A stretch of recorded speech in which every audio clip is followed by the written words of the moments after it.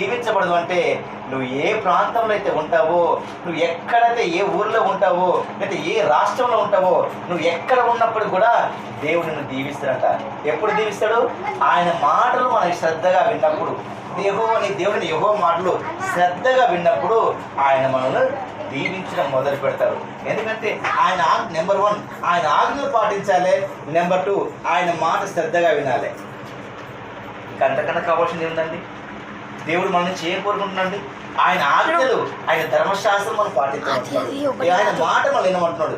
ఎప్పుడైతే ఆయన మాటలు మనం వింటామో, ఎప్పుడైతే ఆయన ఆజ్ఞలు పాటిస్తామో, ఎప్పుడైతే ఆయన మాట మనం శ్రద్ధగా వింటామో, దేవుడు అంట నీవు పట్టణంలో దీవించబడతావు, పొలంలో దీవించబడతావు. పొలంలో దీవింపబడదు. పట్టణంలో అంటే నువ్వు ఏ ప్రాంతంలో ఉన్నా, ఏ ప్రదేశం ఉన్నా, నువ్వు ఏ రాష్ట్రంలో కూడా అనేకులకు నువ్వు ఆశ్చర్యకరంగా ఉంటావు అన్నట్టు. ఎందుకంటే అది చాలా ప్రాముఖ్యం అన్నట్టు. దేవుని మాట విన్న వాళ్ళ జీవితాలు అది ఖచ్చితంగా ఆయన మాట ఇచ్చినదే ఖచ్చితంగా జరుగుతుంది అన్నట్టు. తర్వాత రెండోది చూసుకుంటే పొలంలో దీవించబడదు అంటే, పొలం అంటే వ్యవసాయానికి మాత్రమే వర్తించదండి, వ్యవసాయదారులు మాత్రమే వర్తించది.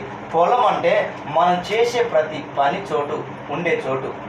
అంటే నువ్వు ఏ పని చేస్తున్నావా, నువ్వు రిక్షా తొక్కుతున్నావా, ఆటో తొక్కుతున్నావా, కారు నడుపుతున్నావా, లేదంటే ఒక దగ్గర ఉద్యోగం చేస్తున్నావా, అది ఉద్యోగానికి సంబంధించింది, మనం పని చేస్తున్న చోటుకు సంబంధించిన మాట అర్థం. ఎందుకంటే పొలం అంటే నాకు పొలం లేదు కానీ అనే భావన కలిగి ఉండదు దయచేసి. ఎందుకంటే ఇప్పుడు పట్టణంలో దీవించబడితే ఈ మహాపట్టణంలో ఎందరో ఉన్నారు, అయినా సరే దేవుడు ప్రత్యేకంగా మనల్ని దీవిస్తున్నాడంటే ఆయన ఆజ్ఞ మనం పాటిస్తున్నాం కాబట్టి, ఆయన మాటలు మనం వింటున్నాం కాబట్టి, ఆయన ఆజ్ఞ ప్రకారం ఎవరైతే జీవిస్తారో, ఎవరైతే ఆయన మాట శ్రద్ధగా వింటారో, దేవుడు అంటే వాళ్ళను ఈ విధంగా ఆశ్రయిస్తూ ఉంటారట. నీవు పట్టణంలో దీవించకూడదు అంటే ఈ యొక్క మహానగరంలో అసలు మనం వచ్చినప్పుడు మన స్థితి ఏంటిని ఒకసారి గుర్తించాలి. ఈ యొక్క ప్రాంతాన్ని ఒకప్పుడు మనం ఏ విధంగా వచ్చాం, దేవుని కృప ఉంటేనే ఈ రోజు ఈ విధంగా మనం ఉన్నాం. కట్టుబట్టలతో వచ్చిన సందర్భాలు నాకు ఇంకా జ్ఞాపకం ఉన్నాయి.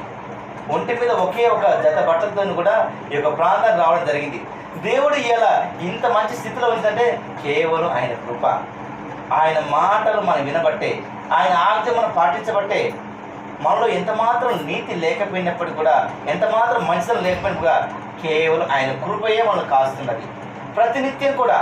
ఎందుకంటే ఇక్కడికి ఒకప్పటికి ఈ యొక్క ప్రాంతానికి మనం వచ్చినప్పుడు మన స్థితి ఏంటంటే ఒకసారి గుర్తిరగాలంటూ దేవుడు దీవెన ఆ విధంగా ఉంటున్నట్టు. ఎక్కడైనా సరే నువ్వు ఏ ప్రాంతంలో సరే దేవుడు నిన్ను బట్టి ఆ ప్రాంతాన్ని దీవిస్తాన్ని సెలవిస్తున్నాడు.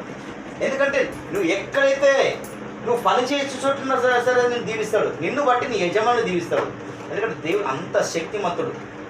కానీ మనం చేయాల్సింది ఏంటిది?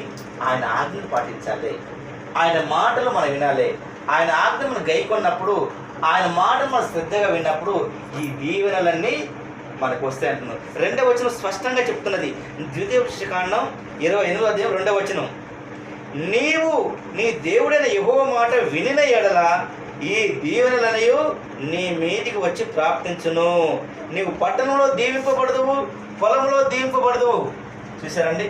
3వ చూస్తే నీ గర్భఫలం కూడా దీవిస్తా అంటున్నాడు. అంటే నీ యొక్క సంతానాన్ని దేవుడు దీవించి ఆశ్రయించి అంటున్నాడు.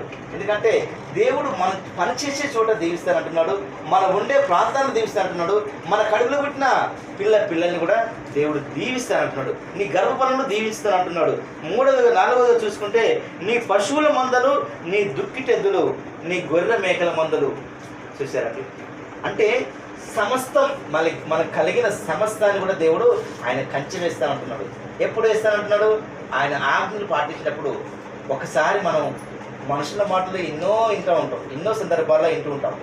ఆయన నుంచి మన నుంచి కోరుకునేది కేవలం ఆయన మాటలు మనం వినాలని ఇష్టపడుతున్నాడు, ఆయన ఆజ్ఞలు పాటించాలని ఇష్టపడుతున్నాడు. మనం ఆయన మాటలు ఎంత బాగుంటుంది, ఆయన ఆజ్ఞలు కనుక మనం పాటిస్తే ఎంత బాగుంటుంది. మన నిత్య జీవితం నడిపించేది ఆయన ఆజ్ఞలే, ఆయన వాక్యమే, ఆయన మాటలే. ఎందుకంటే మనం ఎప్పుడైతే మనము ఆయన ఆజ్ఞలు పాటిస్తామో, ఎప్పుడైతే మనము ఆయన మాట శ్రద్ధగా వింటామో, ఈ దీవెనలన్నీ కూడా మన మీదకి వచ్చి ప్రాప్తిస్తూ ఉంటాయంట. మన పట్టణంలో దీవించబడతామంట, పొలంలో దీవించబడతామంట, మన గర్భఫలము, భూఫలము, మన పశువుల మందలు, మన దుక్కిటెద్దులు సమస్తం కూడా దీవిస్తాను అంటున్నాడు. కనుక ప్రియులారా, దయచేసి ప్రతి ఒక్కరు కూడా మనం ఆయన ఆజ్ఞలు పాటించే వారిగా ఉన్నాం.